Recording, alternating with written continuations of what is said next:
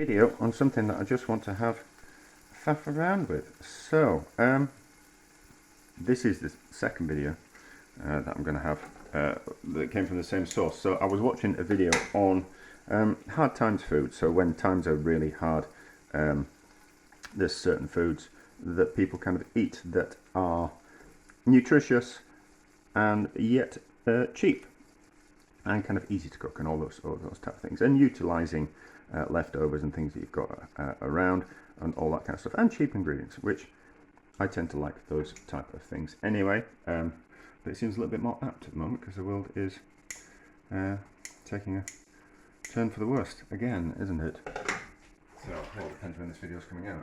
It might be the end of civilization by the time we get there. But anyway, we're cooking breakfast. So it was like fried tomatoes on toast, which I've done something similar before, which was tomato dip sandwiches, which is fried tomatoes that you fry in a lard dripping or a beef dripping, and then you have it in a sandwich. And what you do with the sandwich as well is you dip the bread into the fat as well. So kind of like cook the tomatoes in some beef dripping or some pork fat, and then either dip the bread into the tomato juice, or dip it into some more fat type thing to kind of like crispen the bread up. Tomato dip sandwiches. There's lots of different variations of it, and people get a bit, when there's lots of different variations of things, people always get a bit funny about things. So you know, that's not how you do it type of thing. You do it this way, and then someone else says, no, that's not how you do it. You do it this way. And so it's one of those interpretation type of things. But this is going to be fried tomatoes on toast, and I'm going to use tin tomatoes.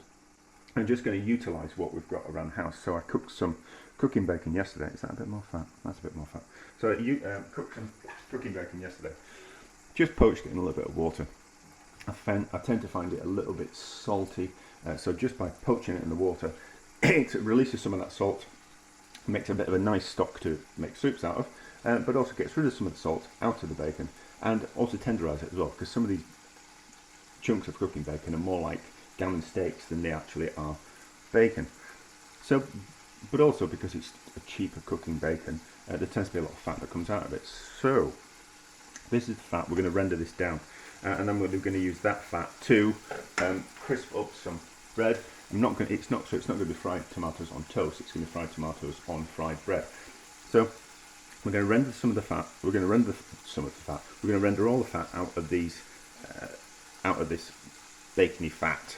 I'm going to use that to fry the bread, and also use it kind of make a base of the sauce. And then all these crispy bits that have come, that have released the fat, we're going to put those into the tomato. We're not going to use fresh tomatoes, we're going to use tin tomatoes. And then all these little bits of cooking bacon are left over. Is that another bit of fat? That's another bit of fat. I can go in there. All these bits of bacon that are left over, we'll fry those up a little bit as well, getting a little bit crispy. And then they're going to go into the tomatoes as well. So that's my plan. So we're kind of going to get lots of goodness out of everything. So even though I would eat those bits as they are, but most people aren't going to want to do that. But we're going to crisp them up, so they're going to be a little bit more like pork scratchings type of thing, and that'll add a richness to the sauce as well, and kind of bulk out the amount of bacon that we've got in there. So we'll render this down, and then we'll be back. Should we fry up the ham at the same time? No, we'll just gently do that. Where's my favourite spoon? There we go. It'll take a little while. You just have to be a little bit careful. We'll probably need some more fat, so we've got some chicken fat in the fridge, which we'll use. And then we might put an egg on top as well. Yeah, we might have. This is for breakfast, so we might have a fried egg on top as well, which I think will be particularly nice. Those are the fatty bits, and they have now gone crispy. Released all the fat into the pan. We have fried a nice bit of sourdough. So that's nice and crisp. I'm not going to do a fried egg because it seems like there's quite a lot of cooking bacon in there. Well, let's call it ham, whatever you kind of can call it. So I don't think I need any more breakfast than that and a tin of tomatoes. An egg would be greedy, and I've got things to do in the garden, and I don't want to bloat it now. So that's crispy enough for now. Right, so cheap tin of tomatoes. I thought what I could do was just drain the juice off using the lid, but I don't think that's going to happen. So cheap tins of tomatoes generally come with a watery juice with them. Let me just adjust this camera. I hope that's not out of focus. But we can use that for our advantage. Well, not really an advantage, because it's not an advantage, but we can work around it. That's what I'm saying. So what we can do is we can just put the tomatoes in a sieve, move the sieve around a little bit, and then that will release the juice into the pan. So we're left with all the solid bits in the pan, and the liquid goes into the pan. Now, then what we can do is liquids boil down easier. Well, it's more liquid than the solid bits. If we've got, when a sauce gets too thick, it starts bubbling and spitting everywhere.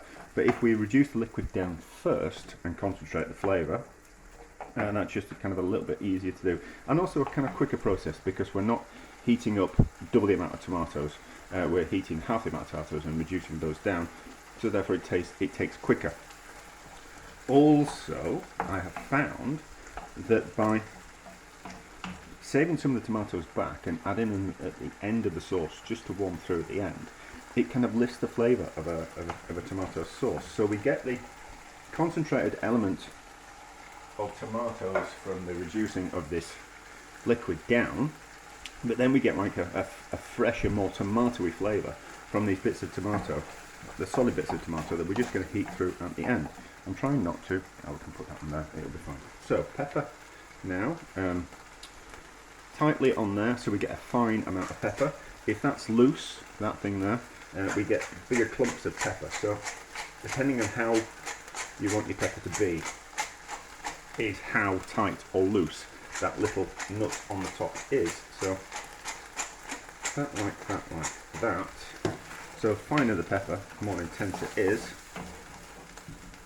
and hotter. So that's kind of cooking quite nicely. I've got the cloth, yes. Obviously we're splattering everywhere. So that's concentrating like that. Breaking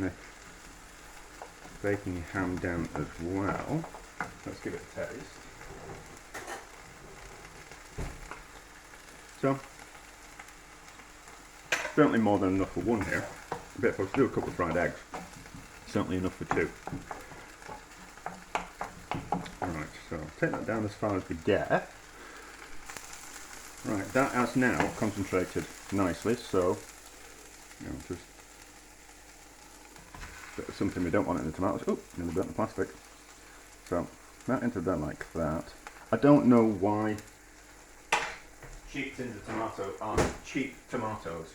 I presume it's down to the quality of the tomatoes. They don't kind of match up to the kind of grade that they want. I assume that's why they're cheap. There you go. So up to temperature, just to heat things through. That would be enough for two in with just that, wouldn't there? Yeah, you wouldn't need an egg.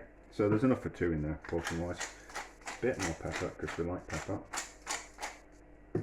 And then we'll put it on top of the nice bit of fried bread. Could just do it on toast, but I think fried bread's just nicer, and it stays crisp, and it doesn't become soggy in the same way that toast does. So and also toast tends to dry out and go rubbery, whereas that's not going to dry out and go rubbery too much.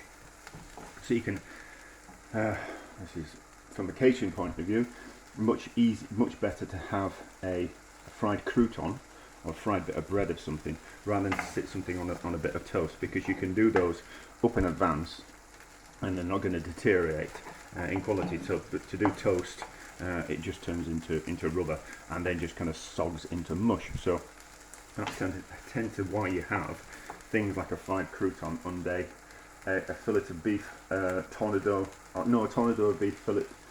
What is it? I forget what it is, but it's a classic. A tornado of beef rossini or is it a? I can't remember, but that's supposed to be on a crouton. Right, so that's that. Quick taste.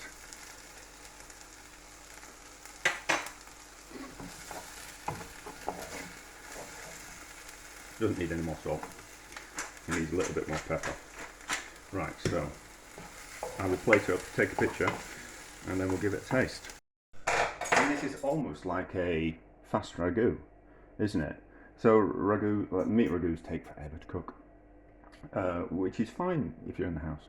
But this is kind of like a faster way of doing it, in the same way that a spaghetti alla Sicilians is like a fast ragu as well, because we're adding flavour to the tomatoes by a little bit of caramelisation in the pan and cooking it kind of quite quickly, whereas a ragu is kind of cooked slowly. But this is almost like a fast kind of like ragu. So if you were in a bit of a rush, you could use those tomatoes and that ham stroke bacon in that way to make a quick pasta sauce for your pasta, but a quick tomato sauce in like almost like a one pan type of thing.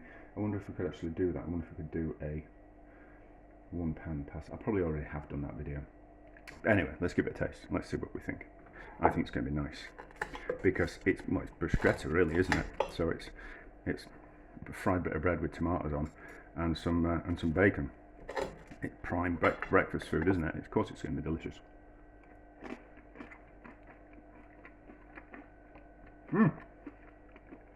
That's lovely, that. You'd never know those were cheap tomatoes because of that method, reducing the juice down first. So that works. I'll certainly be thinking about that, and maybe other ways we can do it and other things in the future. But that's delicious. I should try.